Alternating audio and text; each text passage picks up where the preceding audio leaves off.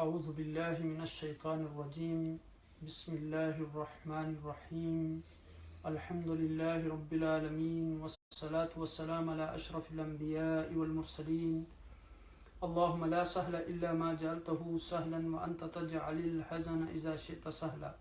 اللہم رب اشرح لی صدری ویسر لی امری واحلل عقدۃ من لسانی یفقہوا قولی۔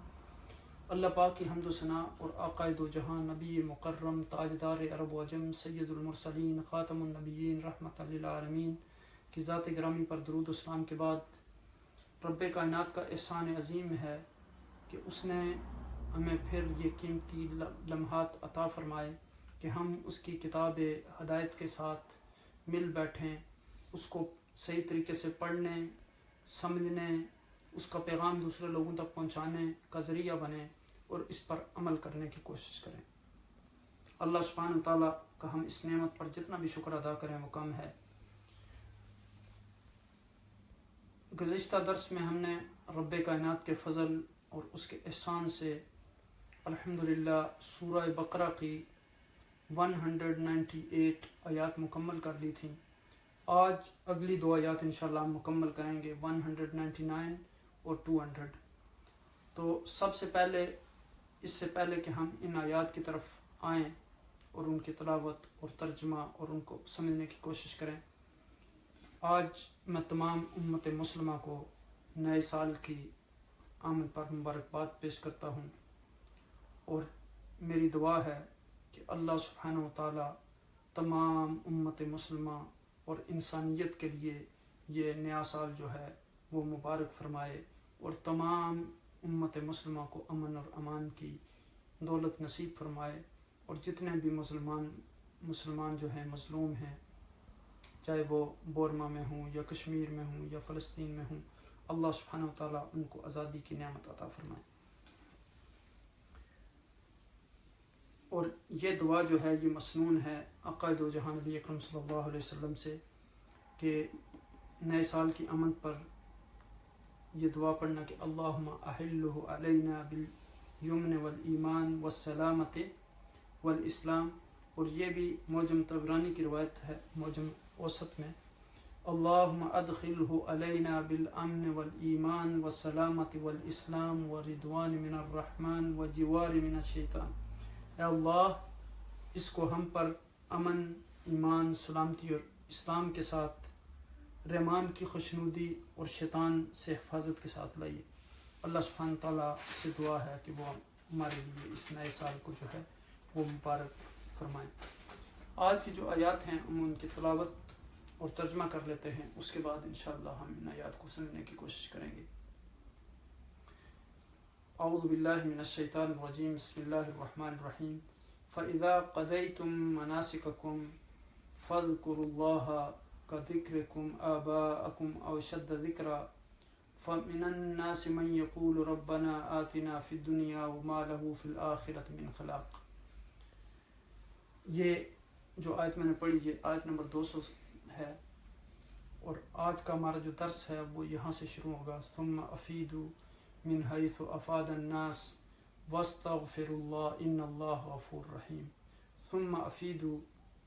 پھر تم اس جگہ سے لوٹو، من حیث افاد الناس جس جگہ سے لوگ لوٹتے ہیں، واستغفروا اللہ اور اللہ تعالیٰ سے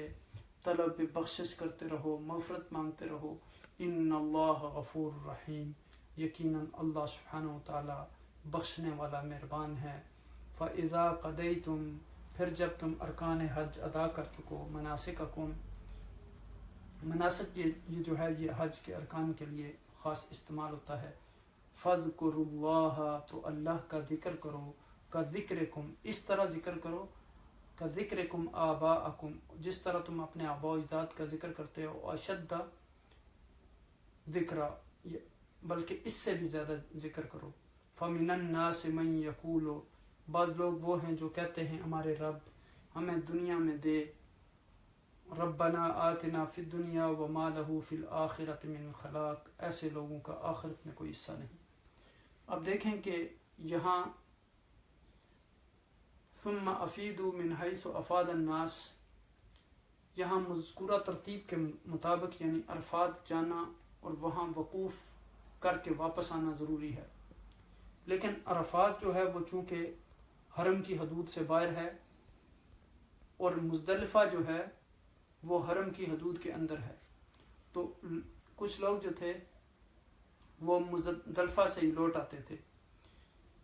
تو یہاں حکم دیا جا رہا ہے کہ جہاں سے سب لوگ لوٹ کر آتے ہیں وہاں سے ہی لوٹ کر آؤ، یعنی عرفات سے.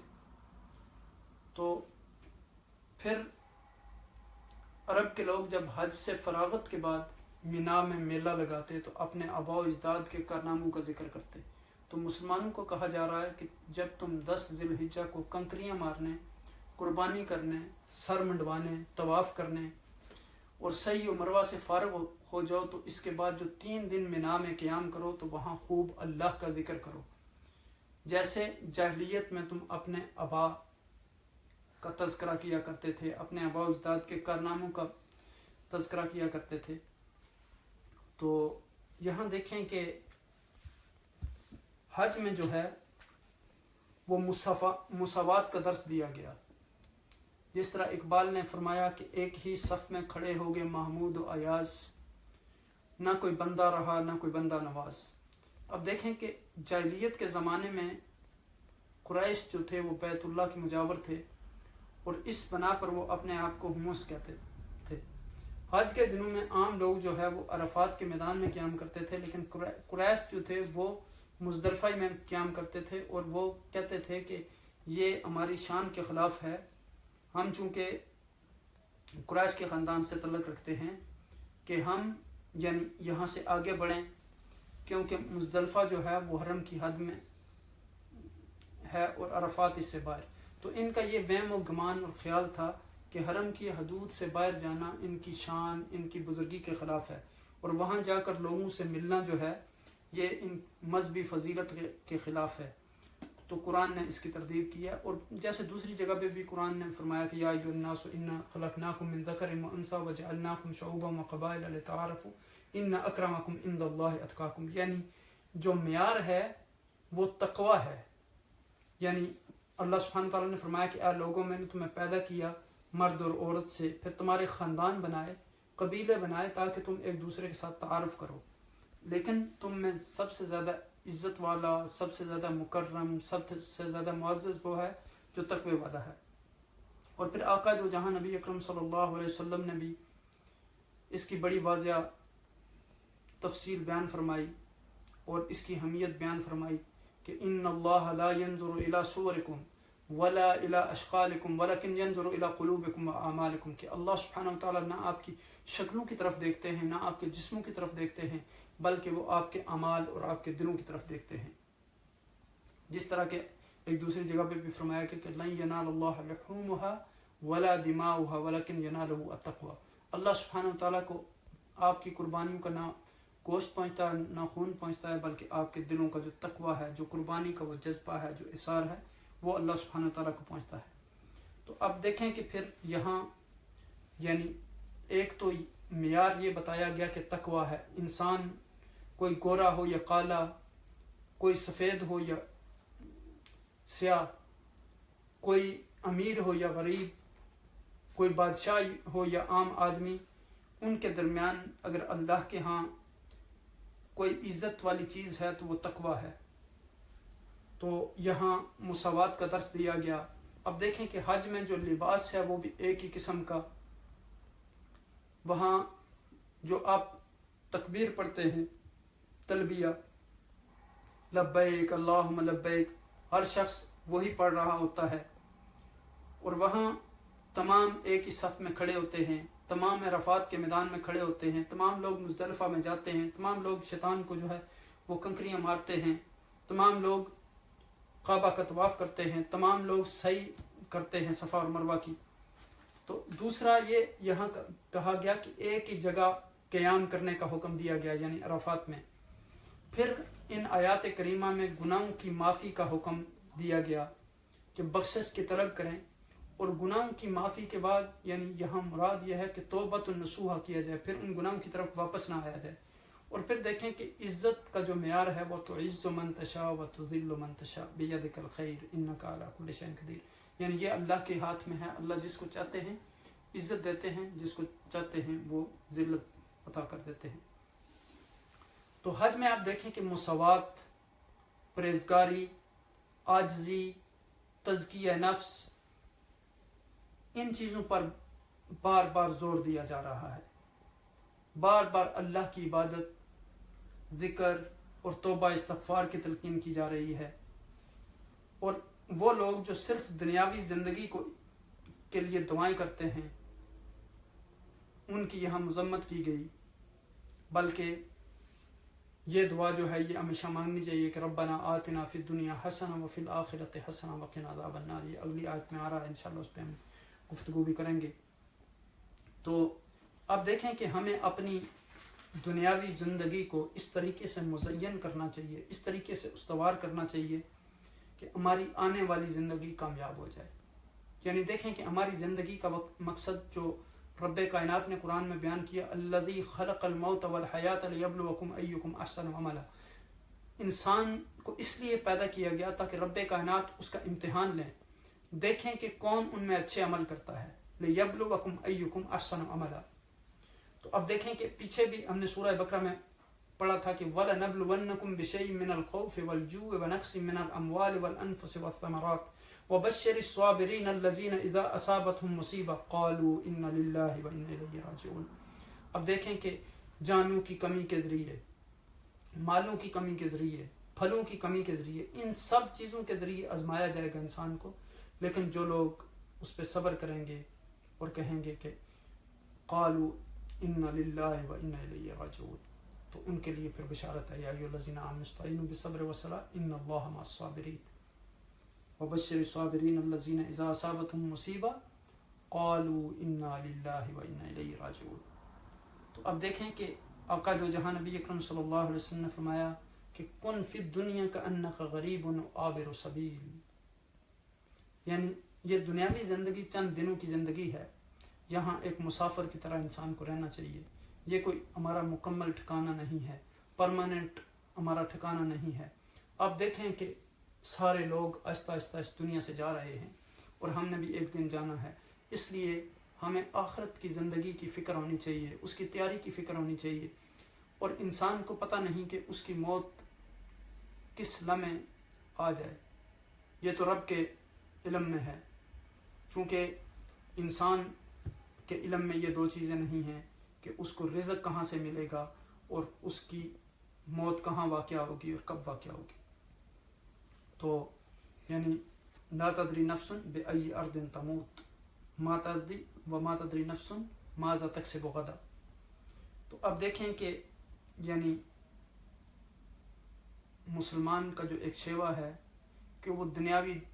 چیزوں کو اپنے دل میں نہیں بٹھاتا، اس میں کوئی شک والی بات نہیں ہے کہ رب کائنات نے ان چیزوں کو انسان کے لیے مسخر کیا، انسان کی خدمت کے لیے ساری چیزوں کو پیدا کیا، اپنی ضرورت کے لیے یعنی دنیا سے فائدہ اٹھانا اس میں کوئی حرج نہیں ہے، لیکن دنیا کو ہی اپنا مقصد بنا لینا یہ درست نہیں ہے۔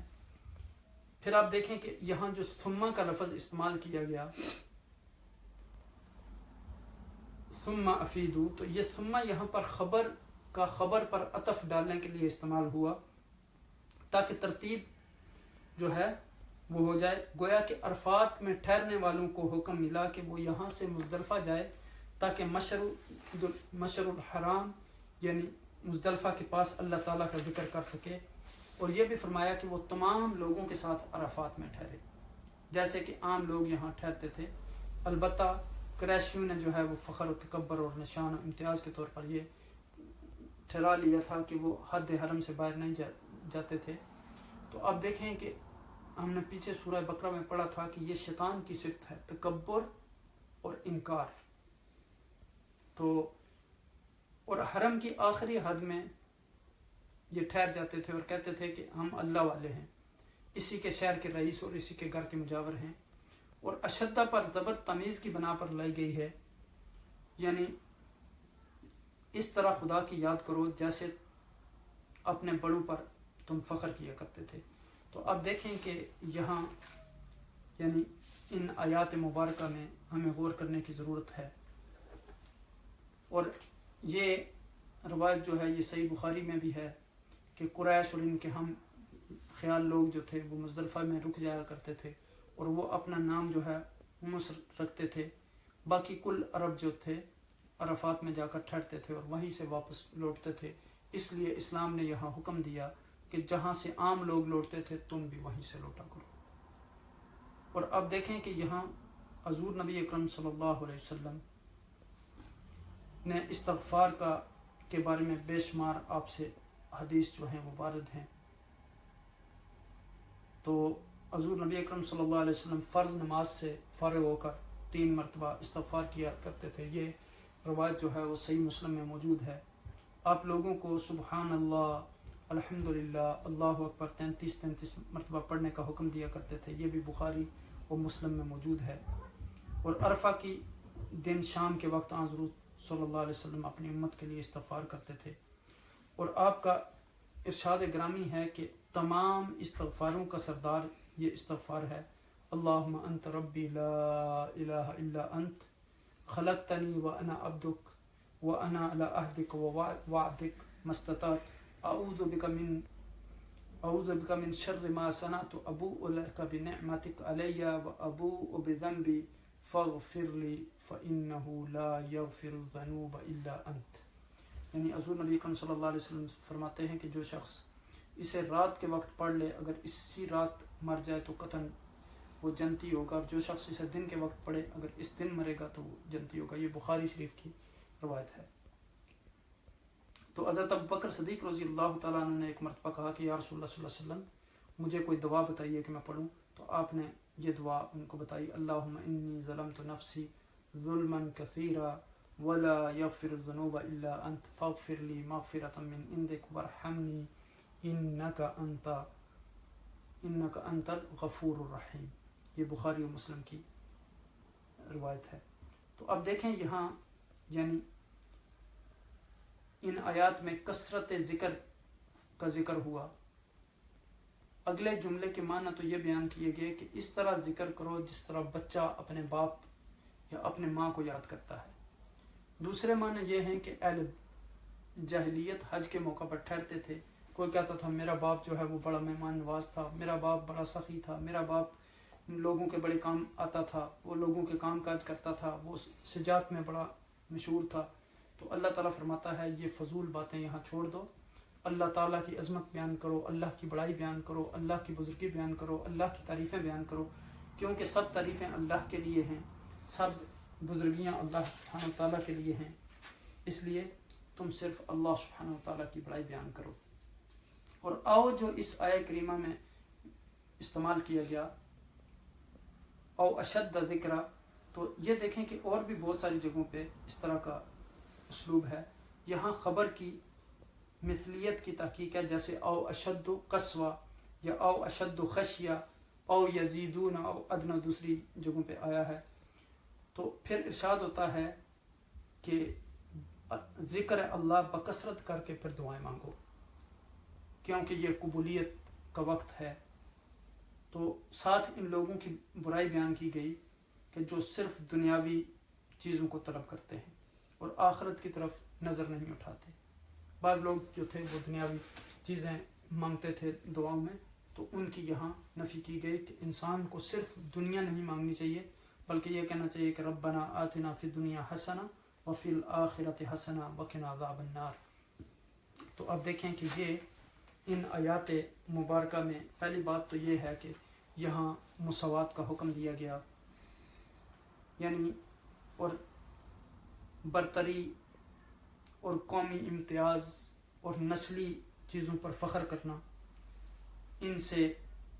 منع کیا گیا اور ان کی نفی کی گئی. اور معیار جو بتایا گیا وہ تقوی بتایا گیا. یعنی انسان، اب دیکھیں کہ انسانوں کے درمیان پرابلم اور مشکلات کب ہوتی ہیں؟ جب کچھ انسان دوسرے انسان کو اپنے سے نیچا سمجھتے ہیں، اپنے آپ کو بڑا سمجھتے ہیں، ان کے اندر تکبر اور غرور آتا ہے، وہ دوسروں کا احترام نہیں کرتے. تو دوسرا یہاں یہ ہے کہ ہر زمانے میں ہمیں ایسے لوگوں کی ضرورت ہے جو ہماری رہنمائی کریں، جو ہماری اصلاح کریں، جو ہمیں صحیح راستے کی طرف رہنمائی کریں. تو یہ اللہ والے لوگ ہیں، اہل اللہ ہیں، علماء ہیں. صلحاء ہیں، اتقیاء ہیں، اولئک الذین انعم اللہ علیہم من النبیین والصدیقین والشہداء والصالحین ہیں۔ تو اللہ سبحانہ وتعالی ہمیں ان لوگوں کے نقش قدم پر چلنے کی توفیق عطا فرمائے جن پر اللہ سبحانہ وتعالی نے اپنا انعام کیا۔ تو یہاں آپ دیکھیں کہ مناسک حج پورے کرنے کے بعد اللہ کے ذکر کا حکم دیا گیا، اور اس سے منع کیا گیا کہ اپنے آباء و اجداد کے کارناموں کو بیان کریں اور اس پر فخر کریں، بلکہ یہاں صرف اللہ کی حمد، اسی کی ثنا بیان کرنے کا حکم دیا گیا۔ پھر اللہ کے ذکر کی تاکید یعنی اور کی گئی، اور مسلسل ذکر الہی کی ہدایت کی گئی۔ اور ذکر سے مراد یہاں صرف یہی نہیں ہے کہ آپ لا الہ الا اللہ سبحان اللہ الحمدللہ، ذکر سے مراد نماز بھی ہے، ذکر سے ہر دین کا جو کام آپ کرتے ہیں وہ اللہ کا ذکر ہے، دعوت بھی اللہ کا ذکر ہے۔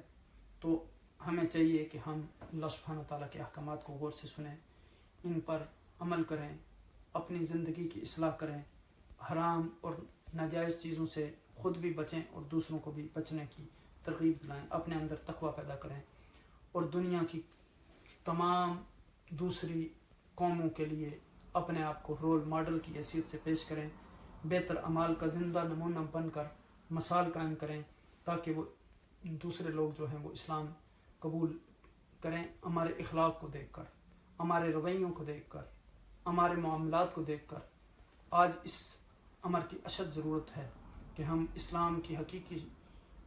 صورت کو پیش کرنے کے لیے اپنے آپ کو اسلام کے حقیقی سچے اور پکے ڈھانچے میں ڈالیں، جو کہ حضور نبی اکرم صلی اللہ علیہ وسلم کی تعلیمات تھیں، جو صحابہ اکرام رضوان اللہ علیہم اجمعین کی تعلیمات تھیں، جو صوفیاء اکرام کی تعلیمات تھیں، جو علماء جو اہل اللہ تھے ان کی تعلیمات تھیں۔ اللہ سبحانہ تعالیٰ سے دعا ہے کہ وہ ہمیں ان قرآنی آیات پر عمل کرنے کی توفیق عطا فرمائے۔ اللہ سبحانہ تعالیٰ آپ سب کو جزائے خیر عطا فرمائے۔ جزاکم اللہ خیر وما علینا الا البلاغ۔